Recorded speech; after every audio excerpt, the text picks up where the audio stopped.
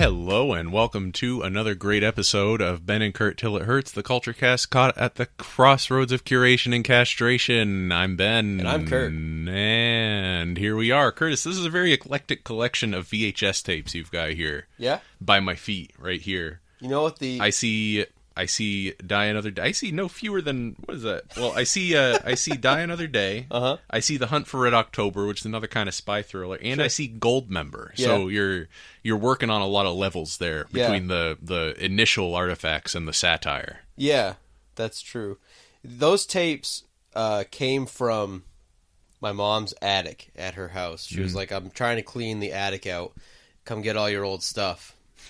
And those were some tapes that I found, and a stolen graphing calculator from high school. It's a wonder high schools have any graphing calculators left, because I'm pretty sure everybody steals them. Yeah, I actually don't think I stole that. You know, I hate to throw him under the bus, but it's me or him. I'm pretty sure my brother accidentally stole that one. There it is. Wow, we waited so long. This thing sucks. It knows. It knows. It knows when we start podcasting. Yeah. Yeah. How you been, Curtis? I'm great. The real quick though, the gem of that pile. Druids. Yes. Druids. You see that copy of The Exorcist there? Yep. That is one of the rare copies. I don't know how rare, but that is the theatrical cut of the film, which at this point is more rare than the quote-unquote version you've never seen. That even the VHS tapes, most of them are the version you've never seen, with the weird added stuff. Yeah. Yeah, that maybe doesn't add much. Except the spider walk. That part's cool. Spider Walk is decent. We don't need to relitigate the Exorcist series. We all know how we feel about We all understand exorcism. how that went down. What else? I got a new job, which you have known for a while now. I've known for a little bit. But I haven't been able to go public. But now I can. So I got a new job, and I'm excited about it. But that's it. Have you pasted up any more media-related things from your life into your workspace?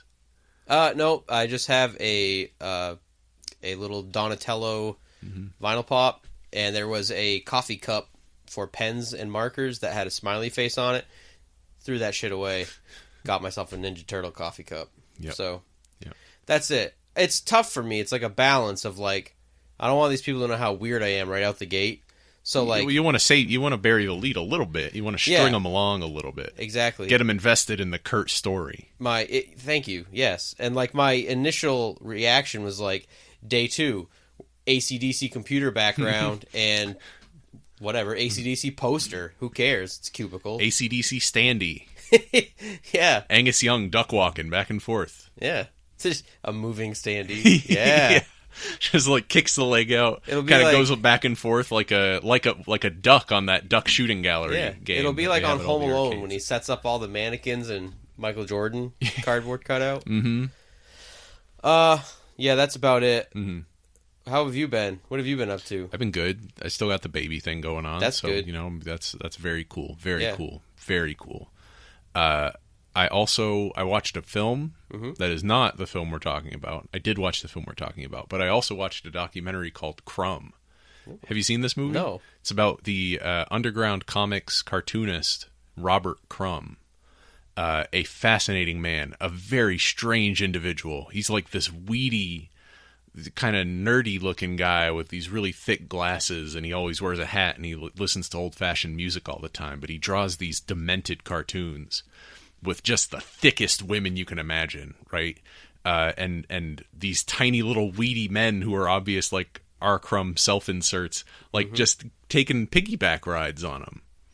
I'm into that. Yeah, right? Maybe more the cartoons than the actual piggyback rids. Well, than the documentary. I haven't thought about how I feel about the piggyback rides. I'm not small, though, so I guess I shouldn't... I don't want to think it would be awesome and not be able to do it. It's a great documentary. Yeah. I recommend it to everybody and anybody.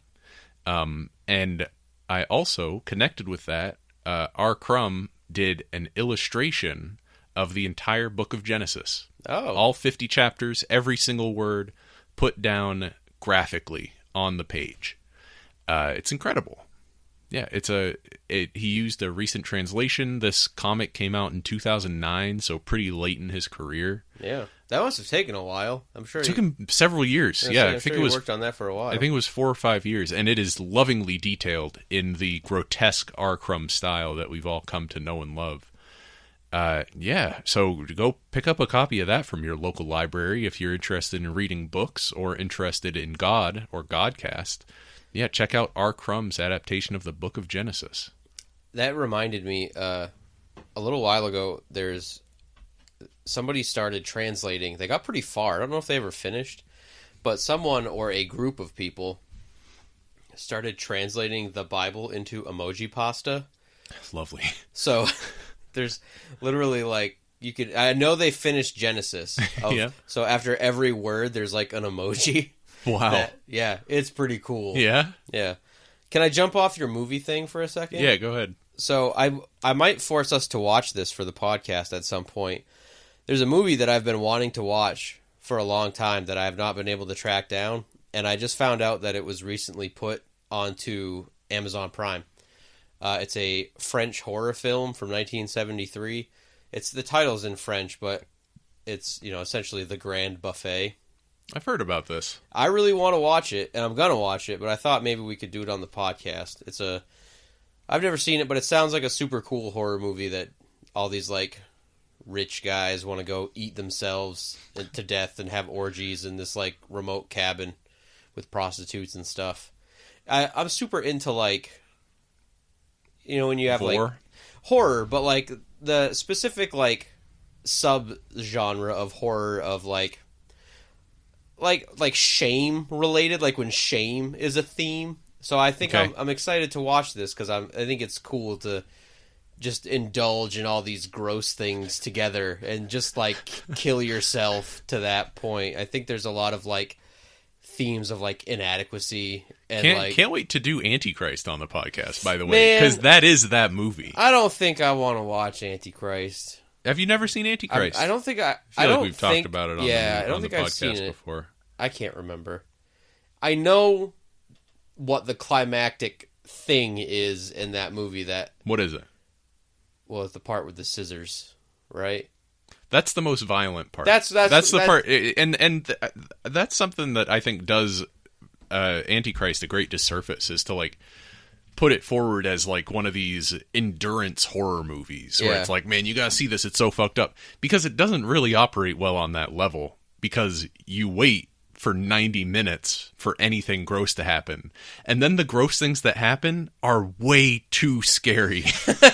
So and that's the balancing act of that film, is it almost it defies you to watch it in any way where you can try to get pleasure out of it. It's like an audition, right? Like Takashi Miike. Yeah, great movie. Yeah. Great movie. I don't know if I would say it's quite like Audition. Audition is more of the creeping dread that the little tendrils get in as you realize something is not quite right about this girl. In Antichrist, it's an oppressive theological statement about the nature of man and woman and God. We'll do it. We'll get it on. You know what? We'll do it. I'm putting it on the list. So everybody should go, if you have Amazon Prime, which it's 2018. I don't know why you don't, but it's go watch The Grand Buffet. And, I'm putting that on the list too. Maybe we'll talk about it on the show. Maybe Definitely. We won't. I'm pretty excited. Either way, about you that. should go watch it. So speaking of movies, though, we got to talk about one today. Do we? We do, and I'll tell you right now, the reason we just vamped for so long is because this is going to be. I feel like this is not going to be one of our longest episodes or our most in-depth episodes. I had some realizations when I was watching this film this week. Okay. The film being Death to Smoochy. Yeah. So, I'm going to tell you right now. Well, I'll tell the viewers, as a matter of fact. We're just going to put this on Front Street. I love Death to Smoochy. Ben did not love Death to No, Smoochy. I hated it. You had not Hated seen it. this before. No, I hadn't. I'd always been intrigued by it as a Yeah. child because it's like, oh, there are characters who are like the characters that I know about and have loved as a child, but they're dark and they're doing bad boy things. Yeah. And that was kind of that was where I had come from it. So, as I was watching the movie this week, I love this movie. I've seen it many, many times. So I was watching it and kind of just like half paying attention to it just to remind myself because I've seen it so many times. And I said, oh, I should probably do some additional research so I have some things to say. So I went on the Wikipedia page for it and I was reading about it and I saw that it bombed in theaters. And I was like, that doesn't surprise me because I kind of knew it was kind of like a cult classic. And then I kind of, I could see maybe like you see directed by Danny DeVito and then starring Robin Williams. Maybe that's not the type of movie you expected it to be. It's like, oh, I liked Matilda. Yeah. And then I liked Flubber. I read Roger Ebert's review of it, and I said to Scathing. myself, oh shit, did I just make Ben watch a terrible movie? And then I was like, Curt, you love awful things. I just did not know that this was one of... I like lots of great things, and I like lots of awful things.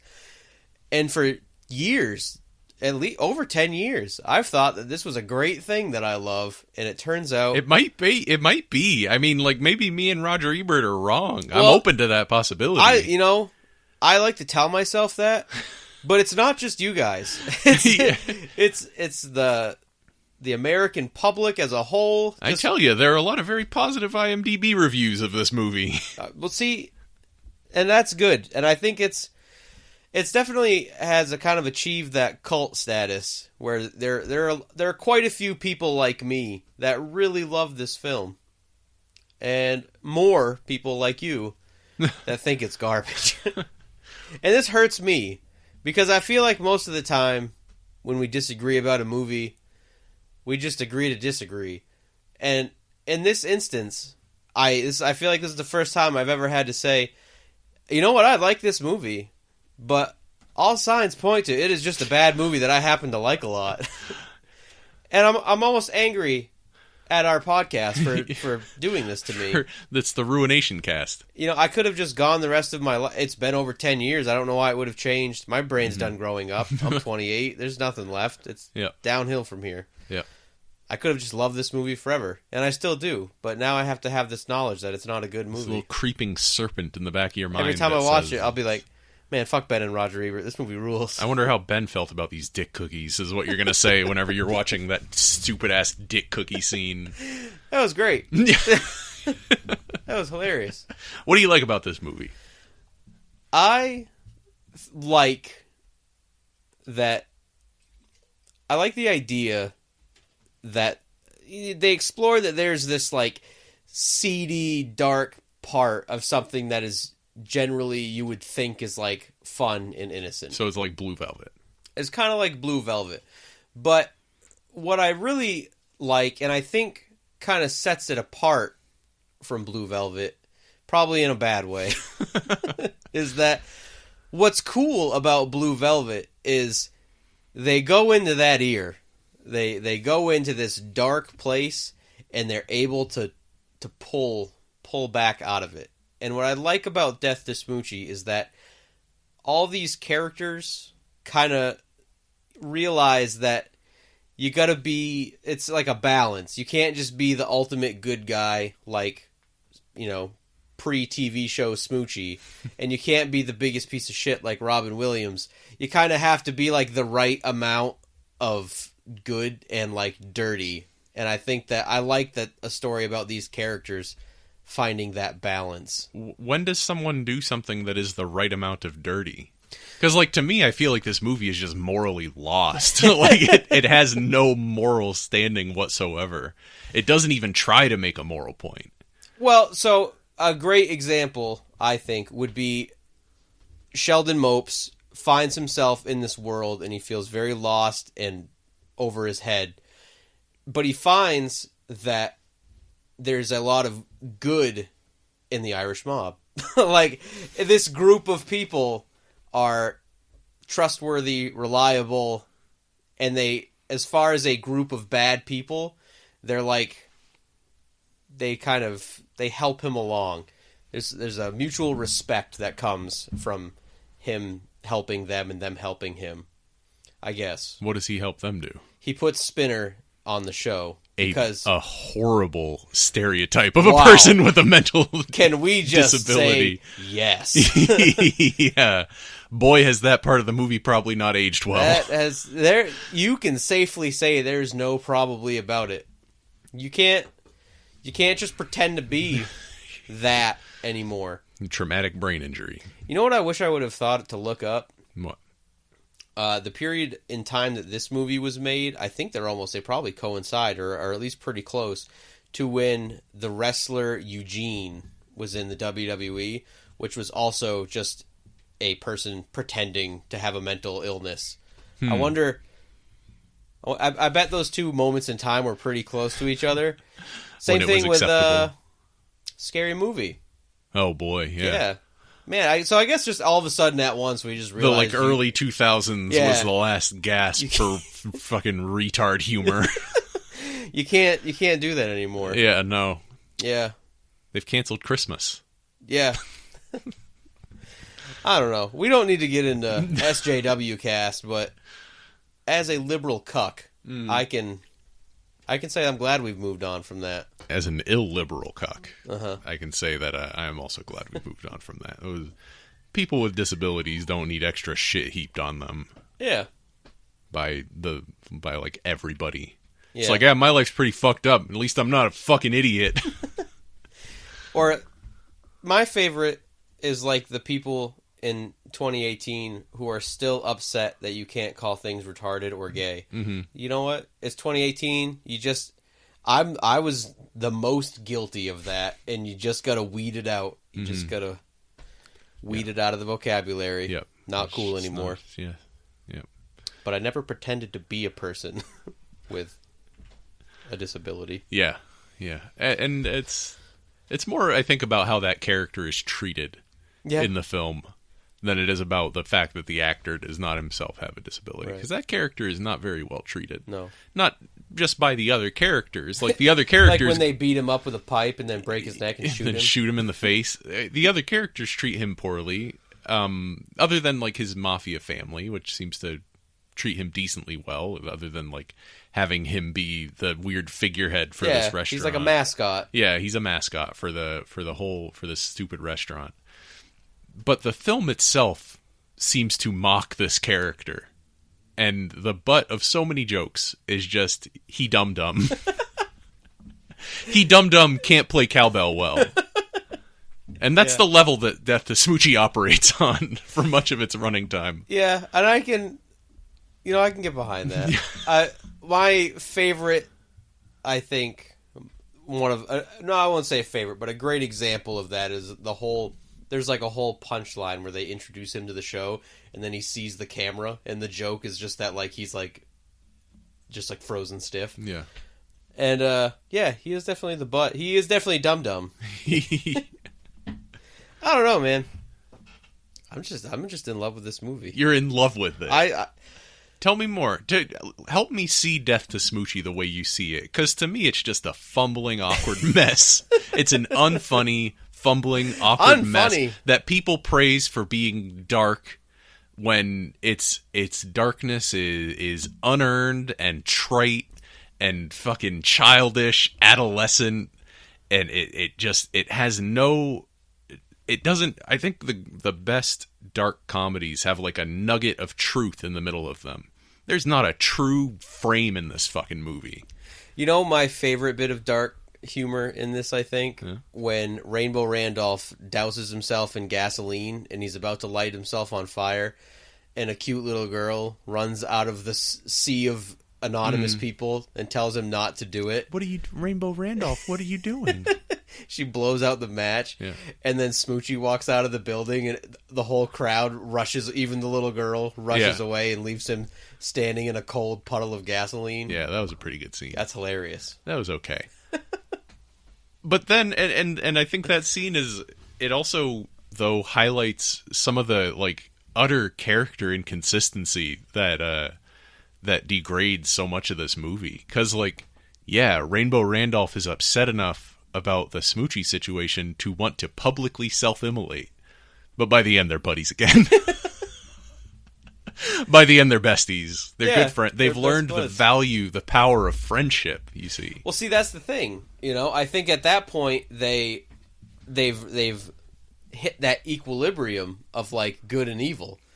Sheldon's kind of... This movie doesn't know anything about good and evil. I think he's exposed himself to enough of the underbelly of children's TV programming he's not so clean. And then Rainbow Randolph is shown that you can be in this world and have a moral compass and be a positive figure. And they meet in the middle and they become friends. It's all there for me, man. It's very neat. It's very neatly put together. It's all there for me. Yeah, man. This movie, I truly did not like it. Yeah. Yeah, it was. I don't think I laughed once. No, I laugh constantly while I watch this movie. Just every scene, the characters are inconsistent. They're either delivering like the flattest possible exposition or going on these wild tangents. I'm looking at you, Robin Williams. This is heartbreaking for me. So here's what I think happened. Mm-hmm. A couple things, I think. And this is just from reading the positive IMDb reviews. Yeah. I think that, in the early 2000s, there was a thirst from people.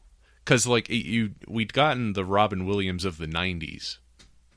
Family-friendly, funny movie man.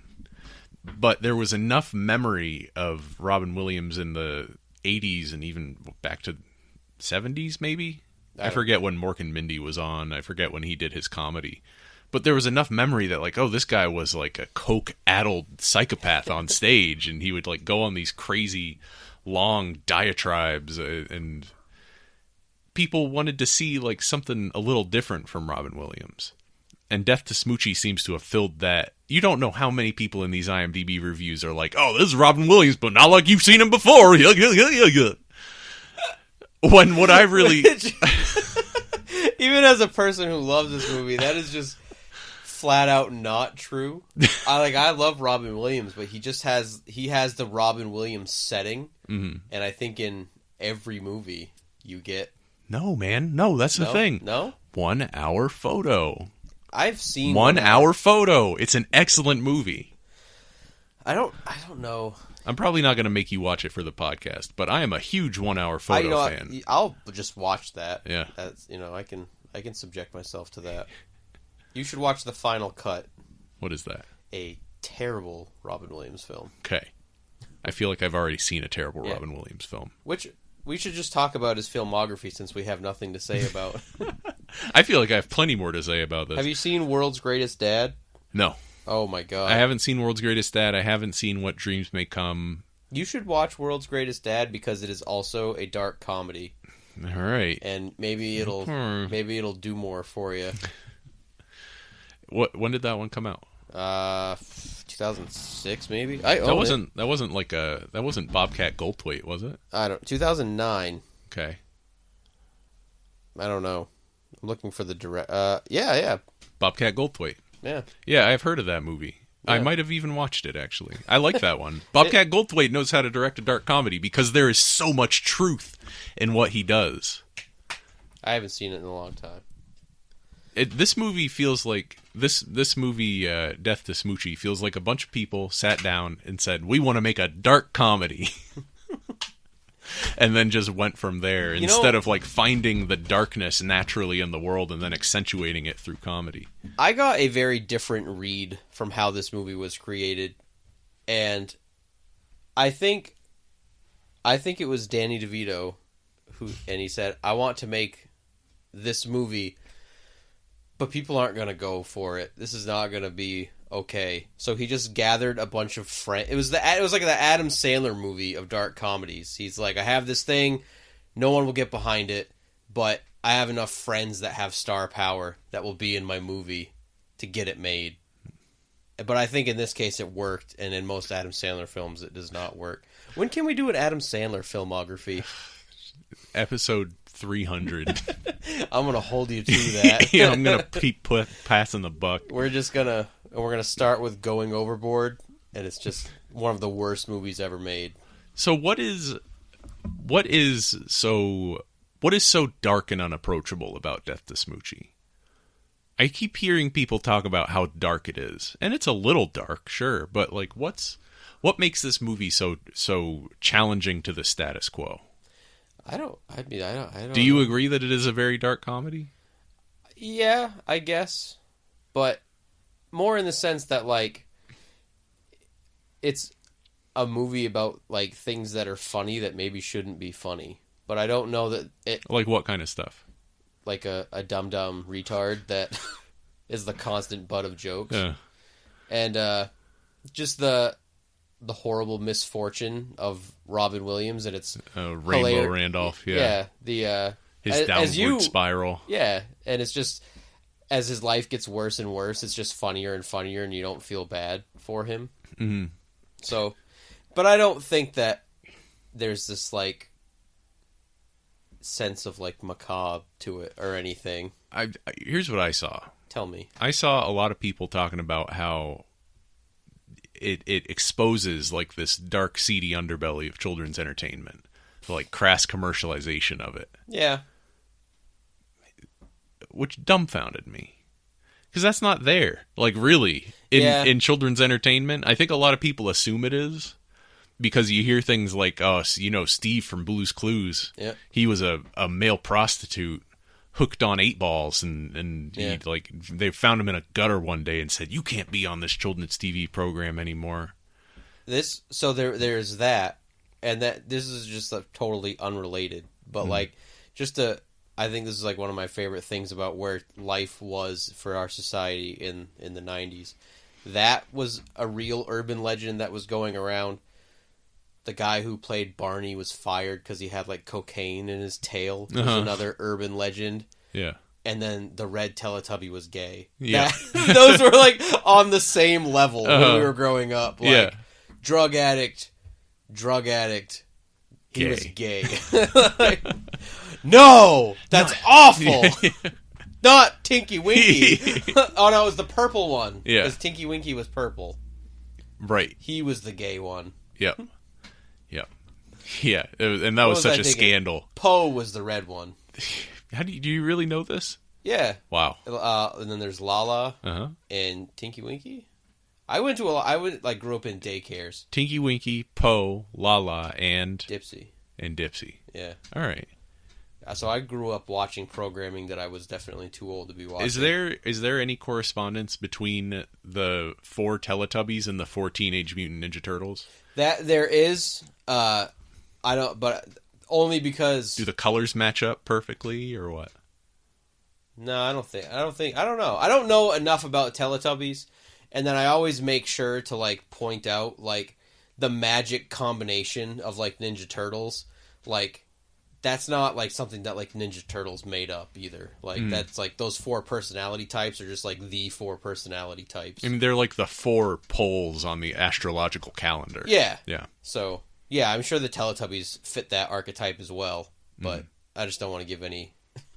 I jerk off Ninja Turtles enough, so I need to at least have that, like... Yeah, straighten that point out. Straighten that part out. Yeah. We'll have to... You know what? We'll do Teenage-a-thon.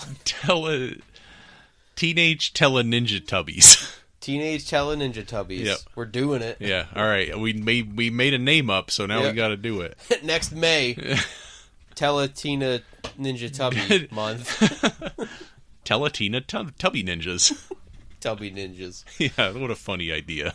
What a silly thought. How ridiculous. I think I like Darkcast better. They're the ones that you least expect. You want me to turn this light out? No. All right. Well, we'll know when it's time to transition into Darkcast. Hey, I had a dream, and I wrote it down. Yeah? Yeah. All right, tell me about it. You want to hear it right now? Yeah. It might not be a good dream. We could save it for Darkcast if we want. We'll save it for Darkcast. Let's save it for Darkcast. Okay. Let's wring Death to Smoochy dry. We'll get a solid 10 minutes of Death to Smoochy talk on our... Yeah. Yeah, man, I don't know. So... All right. I guess when I watch a movie that I allegedly like, this is not going to end well. I should think of reasons why I like it. So I guess. But I do find It's it very okay. funny. Yeah. I like a lot of the humor in it. I think there are a lot of jokes that really hit for me in this film.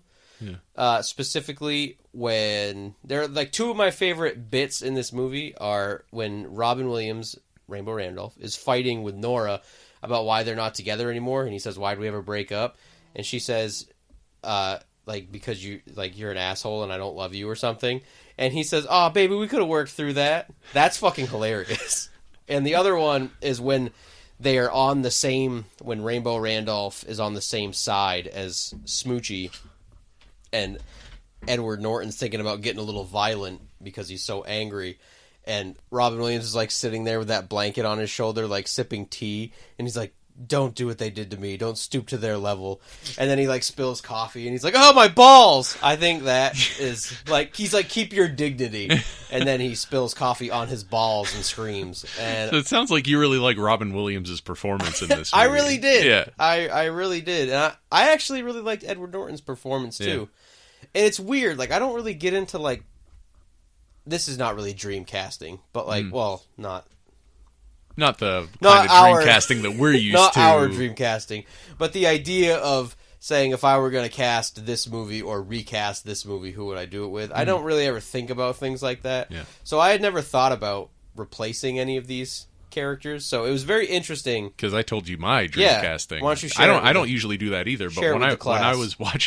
when I was watching this movie, I got this overwhelming sense of something that would have improved it.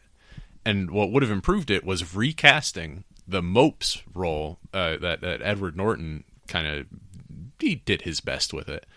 Recasting that with Tom Green, all right, of Freddy Got Fingered fame. In fact, Tom Green, maybe the character Tom Green plays in Freddy Got Fingered, playing this role. Okay. Because that's really what I want. Is I need there was too much sincerity in Edward Norton's character. He was trying to play it like it was a real movie.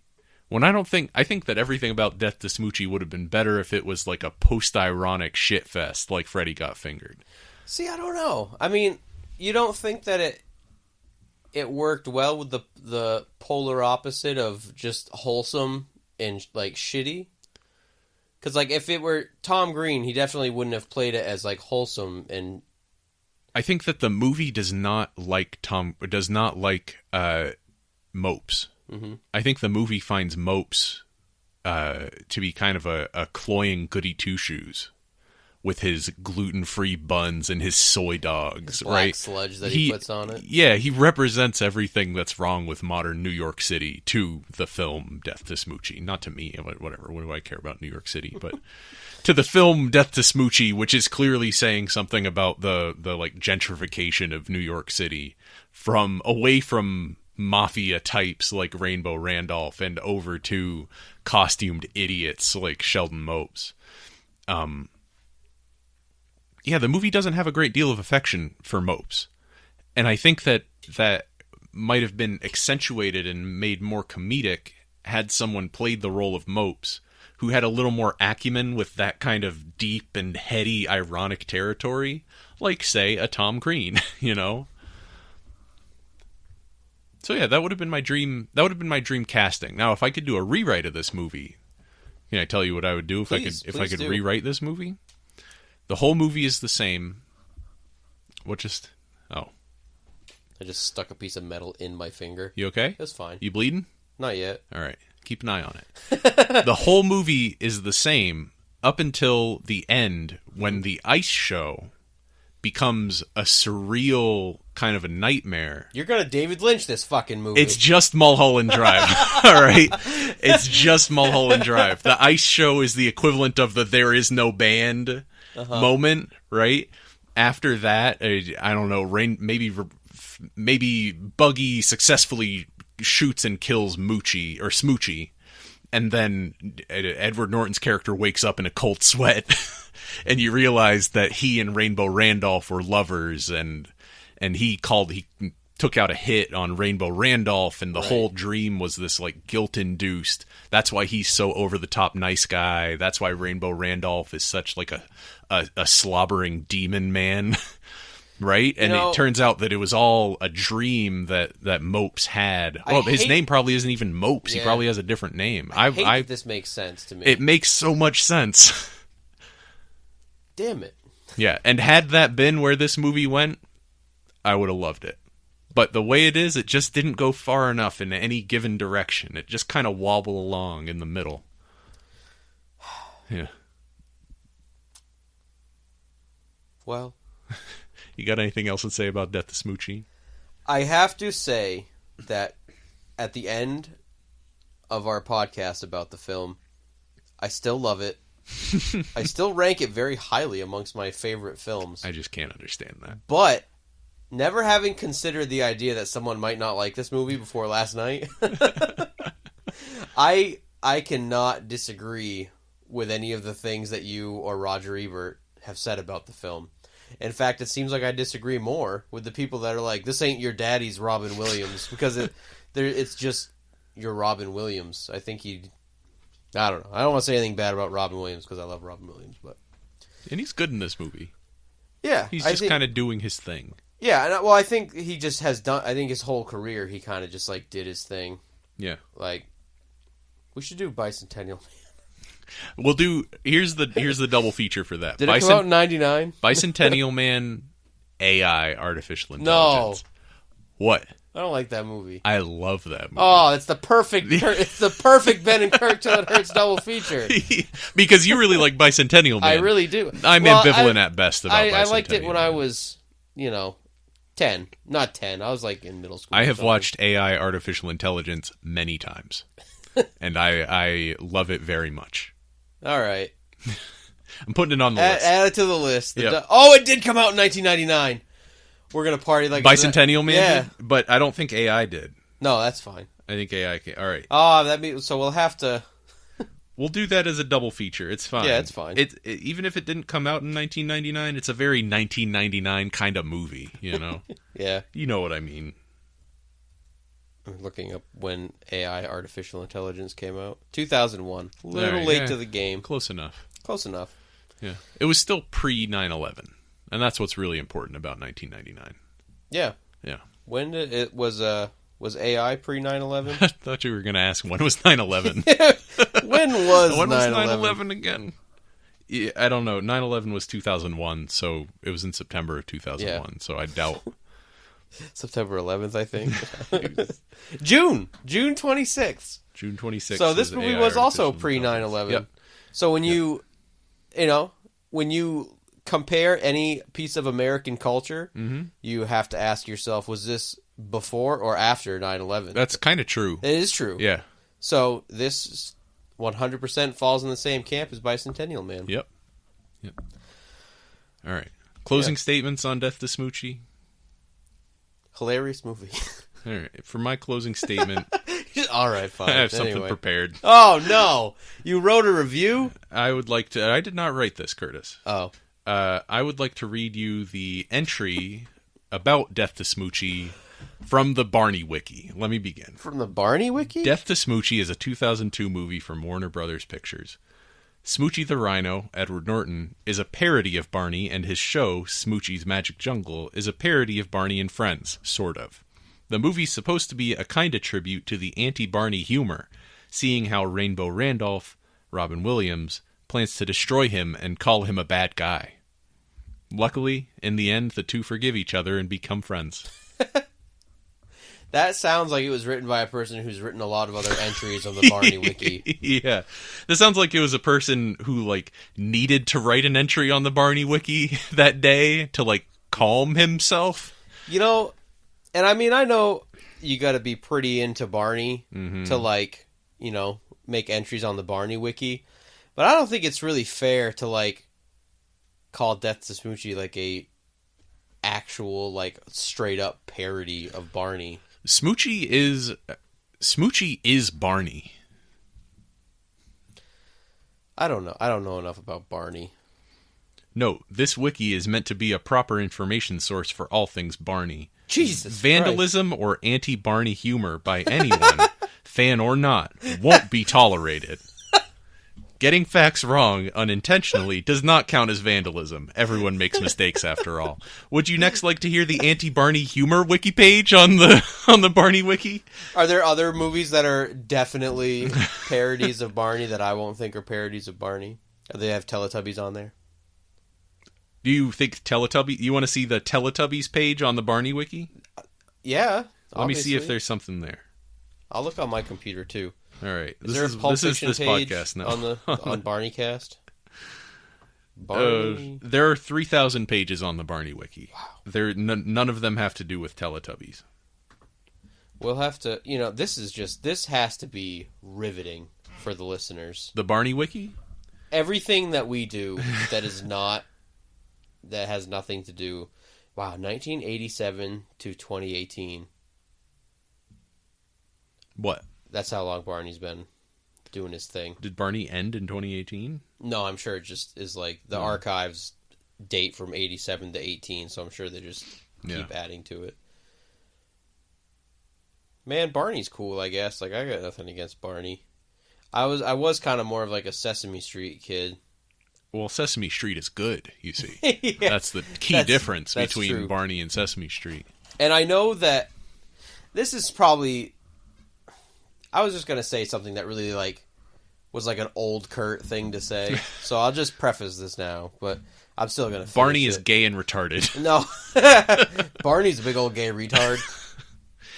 You gotta cut this out. Yeah. I will. I won't. I will. I'll try to remember. Everybody, I'm sorry for what I said. I am also sorry. But anyway. Yeah.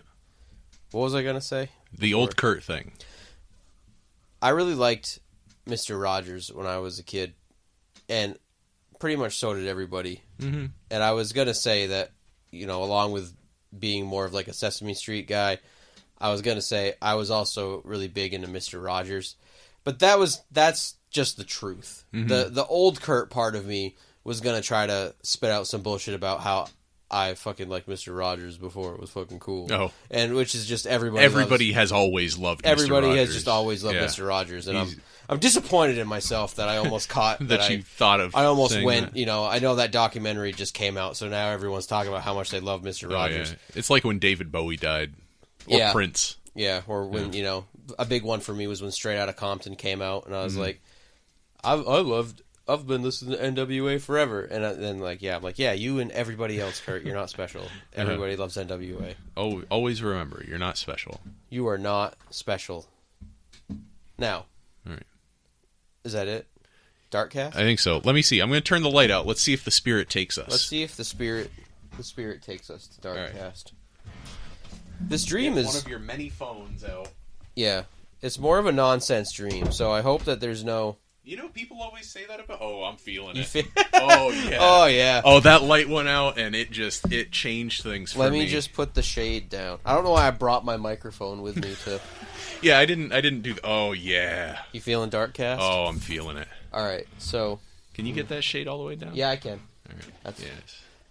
There we go. I'm not going to edit any of this out. No, this is all key stuff. This is the transformation. So you know what we need to do? We've entered our pupil state. As part of the transformation to Darkcast, didn't think of this until right now. We need to, when we summon Darkcast, we need to just vamp a little bit until your face changes to Darkcast Ben, like it did last week. Because right now I'm just still looking and seeing regular Ben. Yeah. Have you had any dreams this week? Oh, man, let me see if I wrote any down. I don't think I've had many specific dreams. I keep having this thing happen where I go to sleep, obviously, and then I wake up and I remember my dream and I think to myself, wow, I need to write that down. And then I snooze for 15 minutes, and when I wake up again, it's just all I can remember is that I had a dream I wanted to write down. Yeah. And I can't remember anything about it. So I really need to work on my my friggin' discipline with regard to dreams. That reminds me, can I share an amusing anecdote with you? Yes. So, before the whole podcast thing happened for me, many of you listeners... Before your big break. Before my big break on B and C till it H's, I I had been, most of you know this, I had been part of like to give us a way cooler name than what we were, I would call it like an artist collective called Conquered Kingdoms, that we would just basically we would pool resources to just do whatever shitty thing anyone in this collective wanted to do. So you'd do stuff that you didn't think was funny or that much fun, but you all did it together because, you'd use their resources and they'd use yours. So we used to film a lot of skits and stuff and put them on YouTube. They were all not funny. But it was really good because it helped us like learn how to edit videos and write things the way they should be written, even if they weren't like good. So one night I had this dream, and it was a hilarious dream. And I woke up and I said, oh my God, I need to write that down so I'll remember to like make a script for it so we can film this skit. So I'm like in my bed at the place I was living at the time, and I'm looking all around, and it takes me like a second to find some paper, and I like find paper, and then I'm looking all around like sitting up in my bed, and I like finally find a pen. And so I like, oh, okay. I'm like, I was super tired still, so I'm just going to write it down so I don't forget, and then I'll go back to sleep. So I wrote down a sentence, and then I just instantly fell back asleep. And then I woke up, and I was like, oh, yeah, I got to see what that dream was. I can't remember the dream. I have to look and see what so I could write it down so I'd remember it. I was like, I knew I would forget, so this is awesome. And I picked up the paper, and the paper just said $1 per volt on it. And I have no fucking clue. That's fantastic. To this day, I have no fucking idea. $1 per volt. And I only remember the whole incident because of how little sense $1 per volt makes when I thought that dream was hilarious. Like, jumped out of bed. Wait a minute. Metered electricity. Write this shit down. Because you are not going to want to forget this bad boy. I tell you, Curt in the morning light is going to want to remember $1 per volt. So, yeah. That's good. Yeah, I don't have any recent dreams. I had a dream that I was playing The Legend of Zelda Breath of the Wild, which is actually a dream that is related to a series of dreams I've had throughout my life, where I really want a video game, and I dream that I'm playing it, and it's better than I could have ever imagined. What if that's your sign from God to buy the Switch? Man, I don't know. I know that I saw something about the Switch was going on sale soon, and I just don't know. So, because I know you were waiting for a sign to tell yourself to buy one. I was waiting for a specific sign. I was waiting for a specific Animal Crossing announcement. Yeah. Which, by the way, any E3 stuff from this weekend? Fallout 76 details came out? Yeah. It's kind of what I thought it was going to be. A bunch of stuff came out. No Animal Crossing news. No Animal Crossing. But so we are getting another fucking Smash Brothers game. Great. Love them. Yeah. Yeah. Fine, but it still doesn't have Waluigi in it. The most loved, unloved Nintendo character. Yeah, and I still don't know what to make of Fallout 76. The trailer was pretty cool. I like that it's first person. But it's definitely like a PvP type thing. It's definitely a multiplayer survival game. Have you ever played any of those, like Rust or DayZ or anything like that? No, I mean I like Left 4 Dead is like my biggest. Yeah, and that's not even nothing. The same. That's not even the same kind of thing. I played Fortnite for like a half hour. And I mean, it was pretty okay. I tell you, Rust is excellent. Yeah? Yeah, Rust is really great. So if they manage to get any of that Rust energy in there into Fallout 76, might be cool. I'm definitely going to play it. And coincidentally, it comes out, so it's a little stressful. All right. It comes out on my birthday. Oh, boy. So that right there is enough incentive to, that's my sign that I need to buy it on launch because it's a birthday present to myself. Yeah. And then, but now I also only have until that date to finish this ultimate run of New Vegas. That is stressful. And all the DLC from Fallout 4. Oh, man. Not that it has anything to do with 76, just the completionist in for you. myself. Yeah. I was going to say more about New Vegas. I can't. Don't let me. After the show, I'm going to tell you something about New Vegas. All right. So this dream I had. Okay. It's really hot in here when you put the shade down. Yeah, I'm loving it. Does not take long to get steamy. Dark sauna cast. Sauna. All right. I always feel weird reading these because it's just how I wrote them as soon as I wake up. So, in short, I was driving. I realized the dream. I was driving in a car with my best friend from high school. He was sitting in the back seat behind the driver's seat because I had a bunch of shit like in the passenger seat. Also, where I say this dream is a nonsense dream, I have to tell you every little detail about it because I don't know what's relevant and what's not. Yeah, just whatever you remember. Yeah. Whatever stands out is what's relevant in a dream. So, there's too much stuff in my passenger seat, so he's sitting behind me. And I don't know why he's with me. I'm like, definitely, like, Curt now. Why is my best friend from high school in the back seat? I haven't hung out with this guy in a very long time. So, we are on the way to my friend Sean's house. Sean is the other guitarist in the band that I've been playing in. So, we're headed to pick him up to go to band practice. I'm talking to Sean on a cell phone as we're, like, approaching his house. And I get inside. I realize he's still sleeping, and he's sleeping on a fold-out couch with his roommate. He lives with this other dude named Aaron. Mm-hmm. Aaron's name is not relevant to this story. I noticed that it's weird. Like, I'm like, why is Sean sleeping on a fold-out couch with his roommate? But, like, I come to the realization that, like, they're moving to a new apartment, so I'm just assuming, like, I guess they just brought their beds over and then they slept on a fold-out couch together. Whatever. Mm-hmm. So Sean and his roommate get up, so he gets up and he's, like, getting ready, but I'm still talking to him on the cell phone, but I think it's, like, a different Sean that I'm talking to. So you're talking to Sean, but Sean is doing other things and not talking to you. That's very, very Lost Highway. It sure is. Yeah.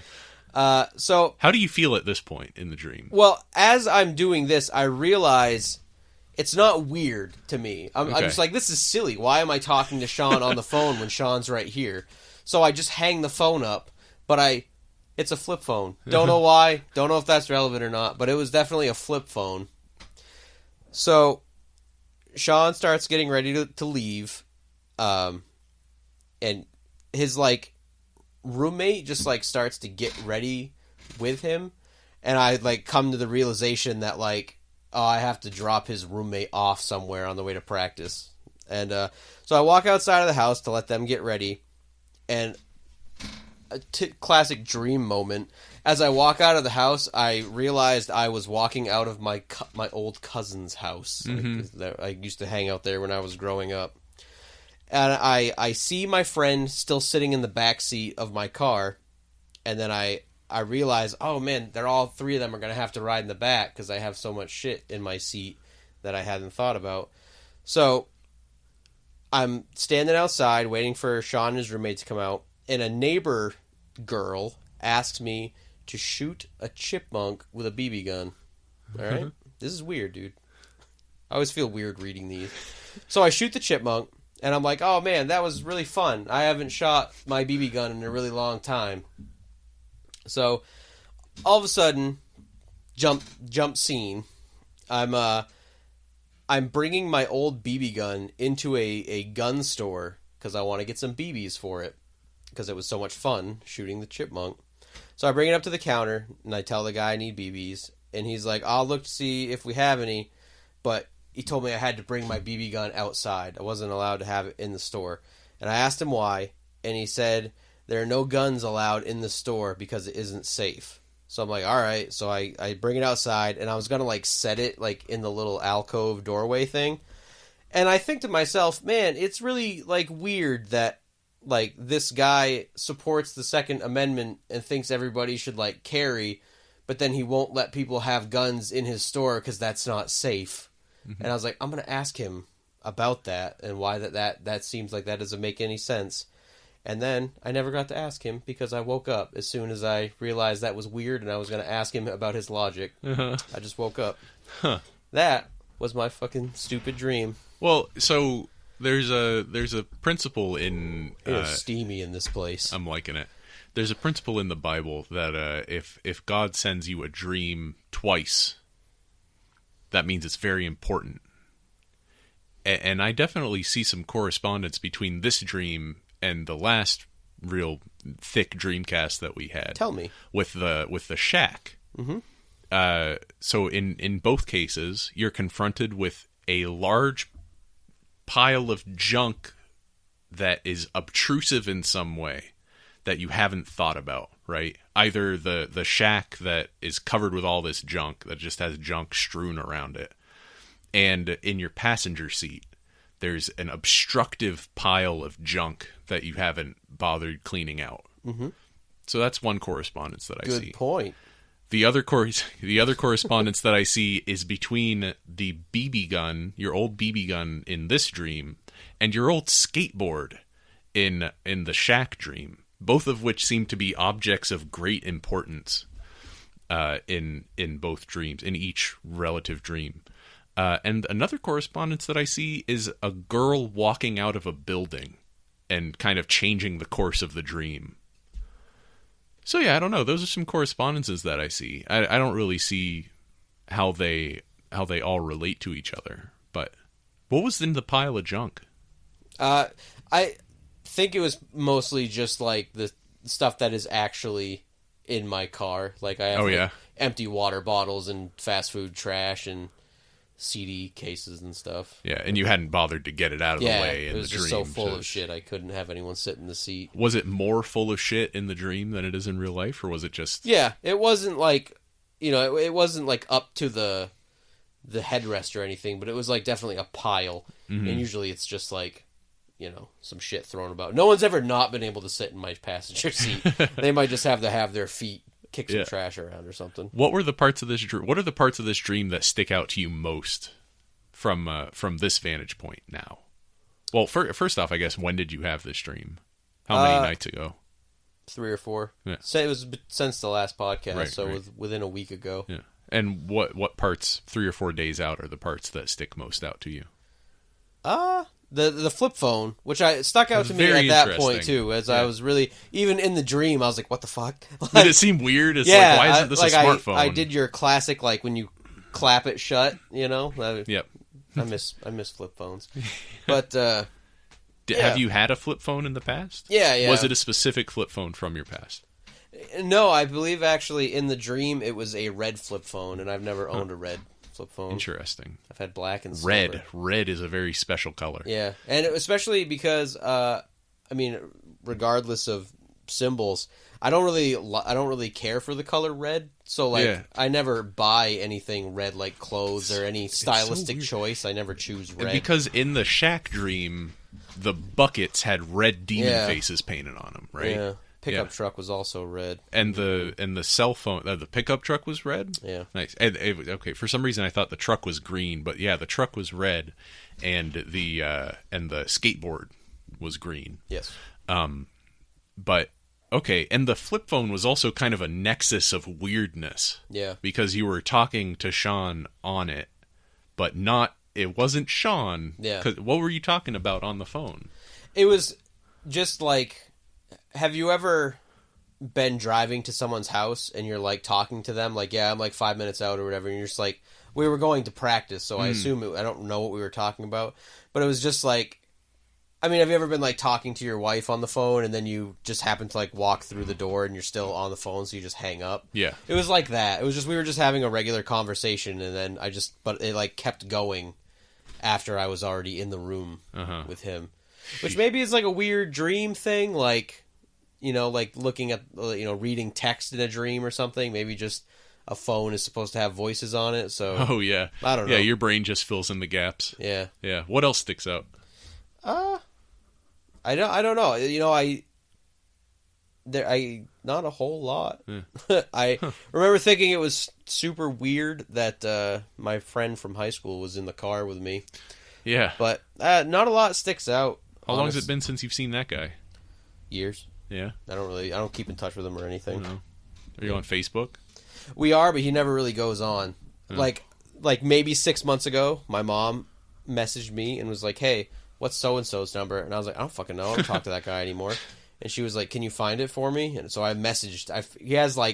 He keeps deactivating his Facebook, so he has like 4 Facebook accounts. Oh boy. So I found one of those kind of people. Which one was the real Facebook account, and I was like, "Hey man, I know this is weird, but my mom wants your phone number." And I just gave him my mom's number, and I was like, text my mom. I don't know what she wanted either. That is weird. I didn't ask. I don't care. How did you feel about him in the dream? Like, totally ambivalent. Like, it was just like, because I know him so well. It's when I do happen to, like, he works at a store in my hometown. Yeah. So once in a while, I'll bump into him. And it's just like, hey, man, how you been? It's like, it instantly goes back to, like, not weird or anything. Mm. So it was just like that. I was just like, that's weird that he's in the back seat. Yeah. Oh, very interesting. Yeah, pretty good dream. Yeah, pretty solid dream. Yeah, I gotta up my dream game a little bit. I can't consistently pull dreams off like that though. Yeah. Well, and that's the thing is like you just build it over time. There are definitely I've gone through. It comes in waves for me where I'll go through periods where it's very easy for me to dream, and then I'll go through periods where the dreams are few and far between and almost prohibitively strange when they do happen. Yeah. But yeah, I came across a really fascinating dream journal on Twitter. There's a guy who just, whenever he has a dream, he just tweets it, and some pretty shockingly violent dreams from that guy's Twitter. He's a very interesting cat. Yeah. Yeah.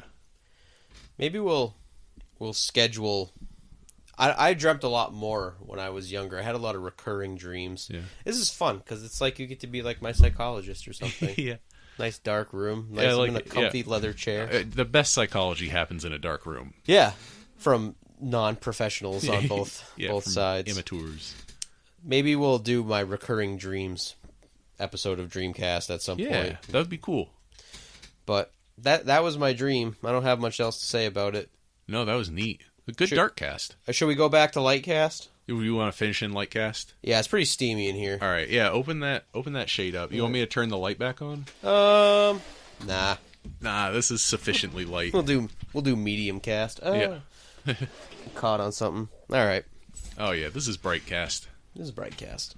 So, we've done Death Smoochy cast. Yep. We've done Darkcast. We didn't do Godcast this week. We didn't. Well, I talked about the Book of Genesis as illustrated by R. Crumb. Okay, so we kind of got Godcast a little bit. I mean, if you have any questions about God for me, then yeah, I'll answer them to the best of my ability. I'll answer them after the show. So we just did. Oh shit, we're long today. What are we? Hour 30? No, just like an hour 9. That's still that's good. We went pretty short last week. Yeah. So let's wrap it up. Let's wrap her up. Next week we're doing something special, something fun. Yep. You may have noticed this episode is 49. It's episode 49. That makes next week 50. Episode 50. I didn't know you were waiting for me to do it. Man, we fucked that all There's up. that great chemistry people come to the show for. This is why people keep coming to this show, because we just build off of each other. Yeah, we back and it's forth. Like we finish each other's words sandwiches. You watch that new Arrested Development at all? No, I never even watched the old one. I never could do complete Arrested Development. Never could get into it's making me question whether or not old Arrested Development was actually good. One of those, huh? Yeah. That's a Terminator 5 for you. Terminator 5 is so fucking bad, it makes you not even like the first one. I can't wait to just do Terminators 3 through 5 with you. We can't even do the first two? No, well, everybody knows what the first... everybody knows why. Those are just undisputed classics. Yeah. Terminator 2 is disputed in some corners, but... Not the fucking right corners. Not the corners you want to be in as a person. My wife really liked Terminator 1 and did not like Terminator 2. My wife was the same way. And I understand her reasoning disturbingly too. Well. Yeah. It's like, it did kind of turn him into a goofy schlockmeister in the second one. Like this character was like a demon from another realm in the first movie. Yeah. Yeah. Turns him into a guy who gives a fucking thumbs up at the end. Here's what we do. I cried. We do Terminator 2 and The Guest. I don't know what The Guest is. You ever seen The Guest? Nope. The Guest is an underrated masterpiece, right? We don't need to get into The Guest right now, but Terminator 2 and The Guest are very much texts that are in dialogue with each other, especially at the end. Can we also watch Trancers? Sure. I've never heard of that one. It's good. I'm just going to put them all on the list. Yeah, we'll do Trancers, Terminator 2, and The Guest. And Terminators 3 through 5. And Terminator. That'll be its own series. That's going to be the equivalent of like the back half of Texorcism month. Yeah. Where it's like, all right, we watched both versions of the Exorcist prequel this week. Now, what's the other thing I was going to say? Oh, so next week is special because it is indeed episode 50 of Ben and Curt Till It Hurts. Great landmark. Uh-oh. Landmark. Wow, that's a Freudian slip if I've ever heard one. Yeah, wow. Very excited about it. So instead of giving you guys any homework, maybe there's some homework. The homework is ours this week. The homework is ours, but I'm also giving you opportunity for homework. Extra credit. Extra credit. Next week is going to be Superlatives Week at Ben and Curt Till It Hurts to celebrate our 50 episodes of podcasting together. So what we've done is we've compiled a list of superlatives. Oh man, I thought it was going to take me 10 minutes to find that, and I found it instantly. Nice. So we're going to be discussing, each for Ben and I, our best things discovered through Ben and Curt Till It Hurts, our favorite and least favorite topics and episodes, things that were the hardest thing to finish or the biggest drag. Yeah, our most contentious moments on Ben and Curt Till It Hurts. So we're going to be doing some little superlatives like that. It'll be a week of reflection. Yeah, we're looking back and just figuring out what worked, what didn't. We were going to do best and worst guess, but I nixed that. Ben had, and it was he had to do it because obviously worst guess, Jake the Thriller Noise. Sorry, Jake. Jake, I loved having you on the show, man. It was a lot of fun. Maybe we could do it about a better topic though, sometime. And you've had your sister on the show, you've had your wife on the show. No one's going to make you choose a favorite. No one's going to make you say that either of them may or may not have been your best or worst guest. Yes. We can't put you in that position. No, that would be unfair to me. I will say, because I don't give a fuck, that Megan was one of my favorite guests ever, and I think it was because our Tom Waits episode was one of my favorite podcasts I've ever recorded, like even outside of Ben and Curt Till It Hurts. I really loved that episode. That was a fun one. So, for you guys, you don't have to watch anything, but you have about a week to message us and, ask if you have some superlatives that you're curious about.